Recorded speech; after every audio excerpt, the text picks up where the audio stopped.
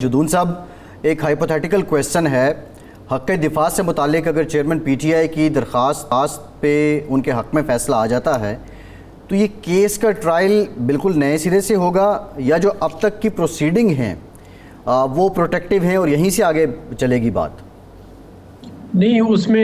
नए सिरे से तो एक तो दो तीन चीज़ें उन्होंने कहा डिटर्मिन करें, सुन के इनको डिटर्मिन करें, तो उनको जब आर्गूमेंट होगा क्योंकि जो बेसिक ऑब्जेक्शन है उनको उन्होंने डिटर्मिन करना है। दूसरी चीज़ है कि हक़ दफ़ा उन्होंने जो इन्होंने लिस्ट ऑफ विटनेस दी थी, उन्होंने कहा जी ये रेलिवेंट नहीं है, इनकी जो एप्लीकेशन थी वो डिसमिस कर दी। लेकिन इस तरह मेरे पर्सनल व्यू ये है कि उनको उनके डिफेंस की जो पिटीशन थी वो डिसमिस नहीं करनी चाहिए थी। उनको कहते हैं जी आप अपने जो गवाह हैं उनको प्रोड्यूस करें, अगर वो वीक एविडेंस होती या उसकी रेलेवेंसी ना होती तो वो बाद में डिटर्मिन करते। पहले क्यों कहते हैं जी अब एविडेंस उन्होंने रिकॉर्ड ही नहीं कराई, तो वो बाद में किसी को अपना ड्राइवर को तो पकड़ कर नहीं ला रहे थे कि आप आगे एविडेंस। उन्होंने कहा जी वो मेरे ख्याल में रेलिवेंट अकाउंटेंट था, या अगर उनकी बात मान ही लेते हैं कि जी इसका केस से तल्लक नहीं है, तो आप भाई कितना टाइम लगता है गवाह में, एक दिन में 2 दिन में रिकॉर्ड हो जाती ना, तो आप रिकॉर्ड कर दीजिए कि इन्होंने ये एविडेंस पेश की है, तो इसकी रेलेवेंसी जो है नहीं बनती, लिहाजा इनकी जो एविडेंस है वो उसको परखा गया है, उसको देखा गया है, तो वो ये कोर्ट जो है इस नतीजे में पहुंचती है कि ये एविडेंस जो है वो इस केस से मुताबिकत नहीं रखती। एक फेयर ट्रायल का यही तकाजा होता है कि कोई बंदा, पहले आपने खुद उन्होंने कहा जी आपको डिफेंस में कोई एविडेंस पेश करना चाहते हैं, उन्होंने कहा जी हम पेश करना चाहते हैं, आपने कहा जी इतने बजे पेश करें। जब उन्होंने लिस्ट आपको दी, आपने कहा जी गवान को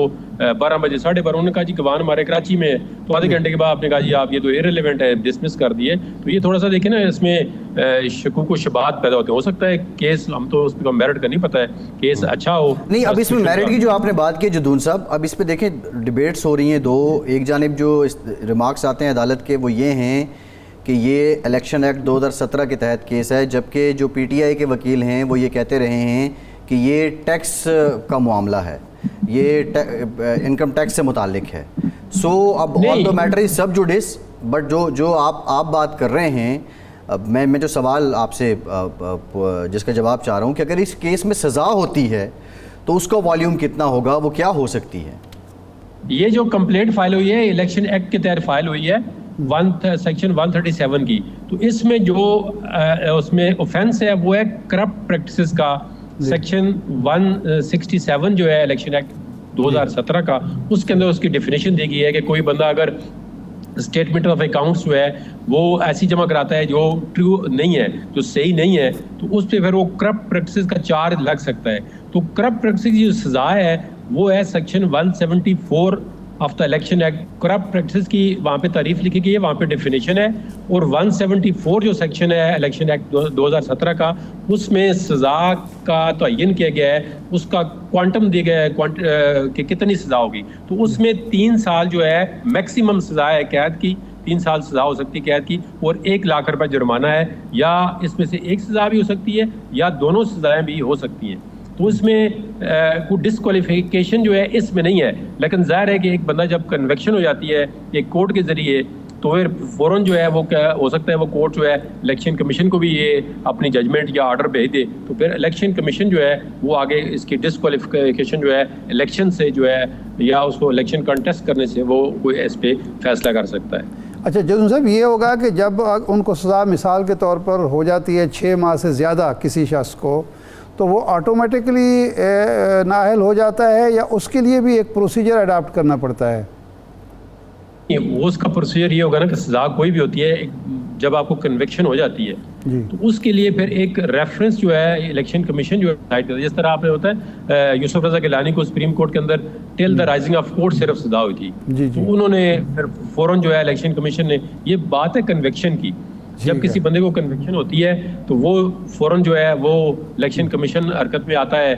तो जाहिर है ससी आपको पता है इतना हाई प्रोफाइल केस हो तो इलेक्शन कमीशन में भी हरकत में आना होता है, तो वो फिर उसको डिस्क्वालीफाई होता है। हाँ, आगे जाके अगर हाई कोर्ट में उनकी सजा या जजमेंट सस्पेंड हो जाती है तो फिर वो उसका जो वो वाली इलेक्शन कमीशन का ऑर्डर था वो भी हो सकता है चैलेंज, वो किसी फिर उसके साथ सस्पेंड हो जाए। लेकिन ये डिपेंड करता है कि सजा कितनी होती है, या जितनी भी सजा होगी तो इलेक्शन कमीशन जो है फिर उसमें ज़ाहिर कन्विक्शन होती है, तो फिर उसमें वो ये डिस्क्वालिफिकेशन जो है वो फॉर 5 ईयर जितना भी होगा वो कर सकते हैं जी। तो ये जो सज़ा होगी उसके बाद उस पर फ़ौरन अमल दरामद होगा, या टाइम दिया जाएगा कि वो अपना हक अपील का हक इस्तेमाल कर सकें? नहीं, ये एक अख्तियार तो है सेशन जज को CRPC में कि अगर 1 साल से सज़ा कम हो तो वो सस्पेंड कर सकता है, लेकिन मुझे नहीं लगता कि इन केस में वो सेशन जज साहब जो हैं वो अगर खुद सज़ा दे के फिर उसको खुद ही सस्पेंड कर सके। तो वो जो है फौरी मेरे ख्याल में अगर ये कोर्ट में मौजूद होते हैं तो वो कोई अगर सज़ा, कोई भी क्रिमिनल प्रोसीजर कोर्ट का यही है कि वो सज़ा होती है किसी मुल्ज़म को, तो वो जब मुजरम बनता है, कन्विक्ट होता है, तो उसको वहाँ से फिर जो है वो अरेस्ट कर लिया जाता है, उसको वो सज़ा जो है वो जेल में ही गुजारनी पड़ती है। तो आपके ख्याल में कल वो हक के समाअत पे दलाइल सुनने के बाद हतमी दलाइल के लिए भी पाबंद कर सकते हैं ख्वाजा हारिस साहब को या उनके वकला को, और कल ही फैसला भी सुना सकते हैं? मेरे ख्याल में तो मैं लीगली स्पीकिंग अगर आपको बिल्कुल फेयर ओपिनियन दूँ तो ये मतलब है ना हो तो अच्छा है। इस तरह नहीं होना चाहिए कि एक ही दिन में आप सारा चीज़ लपेट दें फिर उसको, लेकिन क्योंकि सुनने में ये आ रहा है कि उनकी ये कल जो है वो लास्ट वर्किंग डे है, क्योंकि उन्होंने पहले जो समर वेकेशन है उन्होंने कहा था जी 5 तारीख को मेरा लास्ट वर्किंग डे है, तो वो छुट्टी पे जा रहे हैं। तो उनकी कोशिश ये है कि छुट्टी से जाने से पहले इस केस को वाइंड अप या जो रैप अप करके चला जाए, जो भी वो फैसला देते हैं वो दे के चले जाएं। ये बड़ा इंपॉर्टेंट सवाल है इरशाद साहब कि क्योंकि आम लोगों के जहन में जदून साहब ये आप अपनी बात भी जारी रखिएगा, और ये एक बड़ा अवामी सवाल है कि बहुत से, क्योंकि ये फैसला तो नहीं आया अभी तक जो ऑर्डर हैं, ऑर्डर ऑफ द डे हैं, उनको चैलेंज किया जा रहा है। तो फिर अगर कोई फैसला आ जाता है तो ये अगर प्ली कोई देता है कि हमारे मामलात अपर कोर्ट में थे और उसके बावजूद फैसला आ गया और फिर तासुब की बात की जाती है। नहीं, पहले तो ये है कि ये जो रिजेक्ट हुआ है इसी जज के पास केस, ये सुप्रीम कोर्ट में इस पर अपील हो सकती है? जी वो सुप्रीम कोर्ट में जा सकते हैं। हाई कोर्ट के इस फैसले के खिलाफ जी के मामले ट्रांसफर एप्लीकेशन दी है, उन्होंने एक्सेप्ट नहीं किया है। हम उसके खिलाफ, मैंने आपको ये बता रहा था कि सुप्रीम कोर्ट ने आज भी और पहले भी हियरिंग में उनको, मैं मौजूद था आज भी, उन्होंने यही कहा था कि आप कोई हाई कोर्ट का हमारे पास जब ऑर्डर लेके आएंगे तो उस पर हम देखेंगे ना कि उन्होंने ऑर्डर जो है with in the legal parameter जो है वो ठीक किया है या नहीं किया है। वो इसको एग्जामिन कर सकती है सुप्रीम कोर्ट एपेलेट जुरिसडिक्शन में, तो वो इसको देख सकते हैं। दूसरा इसमें देखें केस में एक अहम ये चीज़ है कि जो उनकी जो डिफेंस आगे जिक्र कर चुके हैं उनको अगले हफ्ते का नोटिस कर दिया हाई कोर्ट ने कि जी आपका जो डिफेंस जो है वो स्ट्राइक डाउन किया गया कि आप ये गवाह जो है वो प्रोड्यूस ना करें, तो उस पर भी नोटिस हो गया है। तो अब एक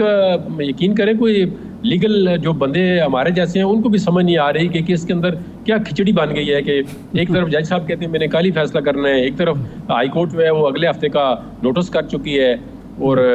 अब इस पे स्टे ऑर्डर भी नहीं है, इस पे स्टे ऑर्डर भी नहीं है, नोटिस है, प्रोसीडिंग स्टे नहीं है, बिल्कुल वो प्रोसीडिंग भी स्टे नहीं है। यही तो मामला है। एक तरफ कहते हैं फाइनल आर्गुमेंट करें, दूसरी तरफ कहते हैं जी आपका पहले वाला ऑर्डर हमने सेटिसाइड कर दिया है, इनको सुन के करें। अब आप 1 मिनट में सुनते हैं, 2 मिनट में सुनते हैं, 2 दिन में सुनते हैं या 2 घंटे में सुनते हैं, आप ये समझ नहीं आ रही कि वो अगर चाहते हैं जी हम आर्गूमेंट कल किसी वजह से सैटरडे को जी हम नहीं करते आर्गूमेंट कल, वैसे तो देखें ना अब